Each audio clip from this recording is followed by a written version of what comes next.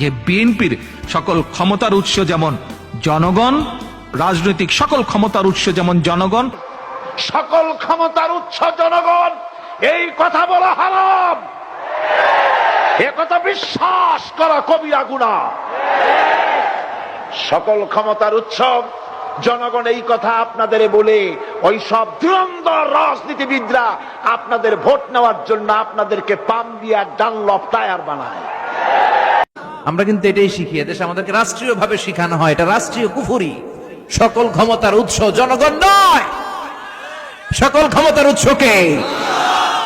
উনি ক্ষমতার উৎস, তিনি ক্ষমতাশীল, মহা ক্ষমতাধর। আমাদের সংবিধানে বলে সকল ক্ষমতা মালিক জনগণ, কিন্তু কিতাবের মধ্যে সকল ক্ষমতার মালিক আল্লাহ। নিঃসন্দেহে সকল ক্ষমতার মালিক আল্লাহ, এতে কোনো সন্দেহ নেই।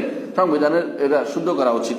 যারা আল্লাহ তাআলা তৌফিক দিয়েছেন ক্ষমতা দিয়ে, তাদের উচিত এগুলোকে শুদ্ধ করে নেয়। আল্লাহ এদেরকে সঠিক পথে পরিচালনা, আমাদের যারা ক্ষমতাশীল তাদেরকে আল্লাহ কোরআন এবং সুন্নাহ মেনে চলা তৌফিক দান করেন। আমি দোয়া করি আল্লাহ তাদেরকে সঠিক পথে রাখো, আমিন। আসসালামু আলাইকুম রহমতুল্লাহি ওয়া বারাকাতুহু।